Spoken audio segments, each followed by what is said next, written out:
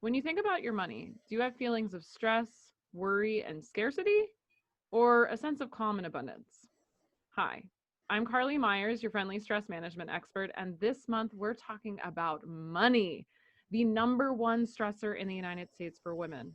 Go figure. And I brought on an incredible guest, Kristy Runzer, who's the founder of OnRoute Financial. She's a financial planner for entrepreneurs. She helps six-figure entrepreneurs stop avoiding their finances and make strategic and intentional financial decisions that are aligned with their goals. Kristy is passionate about financial education, money mindset, and helping women use their resources to create the life and business they desire. Fun fact about Kristy and I feel like at this point we go way back. We met a few years ago at a networking event that she was hosting and running, and it just grew from there. I think we've been in the same room too many times and can't stop talking. So I'm excited for you guys to meet her, and I know that what you're going to learn today is going to be life changing. Welcome to the show, Kristy. Thanks so much, Carly. I'm super excited to be here. And I've been your client as you coached me. And that was super transformational for me as well. So I super value our relationship. Ah, thank you. Thank you. So, okay, tell us, for those of us that don't know you and they don't know the work that you do, how did you end up here? Yeah, I was thinking back on what the journey's been like, and it's always so interesting to see how the pieces connect when you look backward. But I was kind of reflecting on how growing up, I really had this picture of both time and money scarcity. Like there wasn't enough time, there wasn't enough money. We always had to work hard. There wasn't time to do, things that I wanted to do or that I liked, and just really felt this scarcity around those two things. And I think that was a big motivator for me, and really something that made this idea of being an entrepreneur very intriguing. I wanted to have the time flexibility. I wanted to be able to spend a bunch of time with my family, do whatever I want, make as much money as I want, right? Like the dream that seems so amazing, but is also, hard work for sure. So I went to college, didn't really know what to get a degree in or what this future business might look like, but I loved math. I loved money. So I got into finance. And I figured too that with a finance degree, you can go into any industry because all businesses, make money. So when I graduated, it kind of looked like I could do a corporate finance type position, or I had this opportunity to start a financial planning business.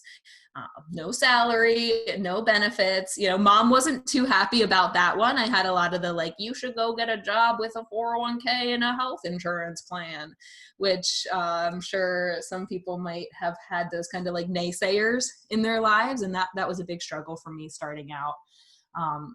But I started that practice. I was in that for 5 years. I was serving pre-retirees, kind of the financial planner you might envision, like your dad working with. That was me. I was serving pre-retirees who had millions and millions of dollars.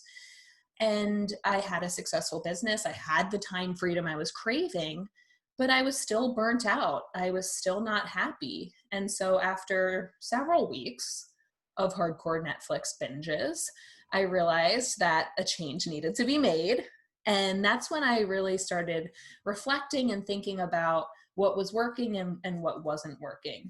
So I had the kind of the time and money I had wanted, but I wasn't making the impact that I wanted. And that's when I left behind that business, started a new financial planning practice, which I'm in now, and really just serving clients that get me excited, entrepreneurs, people who are kind of in that growth mode of their life. And they're really out there designing a business that makes impact and income, and figuring out ways to take care of themselves and live a really rich and passion-filled life. So that's really kind of now what fuels me is helping myself and clients to really go after that business and life that you've really been wanting for yourself. And also through that journey too, even as a financial planner, I struggled to grow my business because I had a lot of money mindset issues. I had a lot of those, limiting beliefs and doubts and fears around money, not feeling deserving, feeling like my worth as a human was tied up in my business. Really feeling attached to my results. Like if I didn't hit a revenue goal, then I was a failure and I sucked. And so kind of bringing together my experience as a small business owner, as a personal financial planner, and somebody who is on a money mindset journey, that's really where I've tied those three components together now, and kind of the philosophy, I guess, that I use in working with clients in my business. I love that. And in my head, when you were sharing your story, like my parents, God love them, now they believe in me and they're like, yes, she's doing it. I'm so proud. But when I first started out, they were terrified, terrified. And Mm. so what kept coming up for me is this kind of, what we used to hear was like, thanks, Obama. But what's coming up in my mind was thanks, mom, like thanks for those thoughts and beliefs. So I'm curious, in your journey, what are some tips, or what is something that you would like to share with our listeners that can help support them on their money journey? Yeah, one of the biggest themes for me, and I think for a lot of us, is that feeling like we're not enough, we're not deserving, we're not worthy. And so a tip, and something I'm still working on and might even be working on for years to come, is just realizing I am deserving of everything that I desire. And it's a good thing for me to want things, and I'm worth it. It's good for me to invest in myself. It's good for me to create a life I love, to create this amazing business, because when I'm thriving, I know that I can give back and make a better impact to others. So it's not selfish or greedy to want things. So that's a big one. Another is really, for me at least, and a lot of my clients I've worked with, is finding that right combination of strategy and mindset for the goals that you're working towards, right? Strategy is important because we want to be taking action, and mindset's important because we need to be in the right headspace to take that action. Or I don't even want to get into mindset because that's a whole box of worms. But really having your head on board is super important, or else you'll stay avoiding, you'll stay overwhelmed, you'll stay playing small.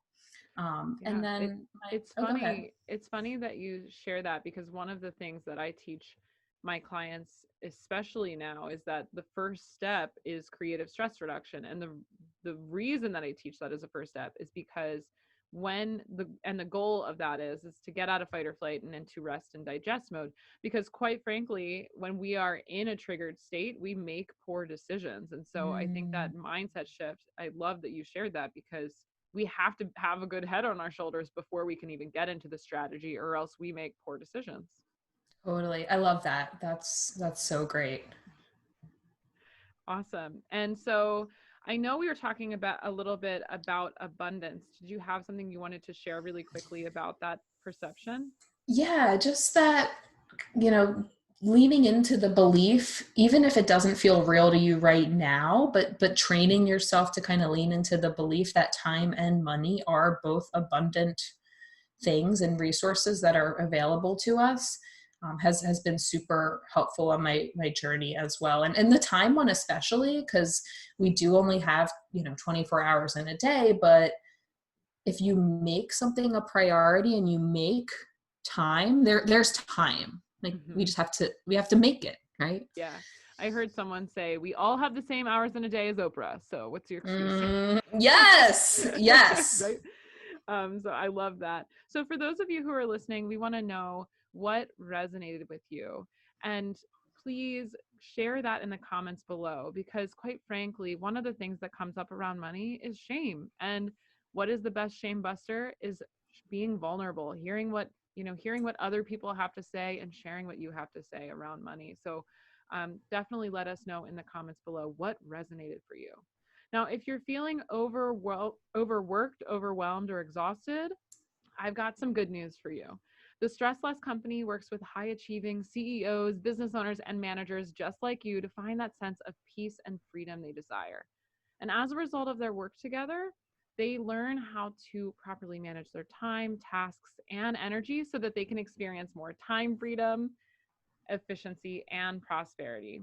Sounds pretty great, right?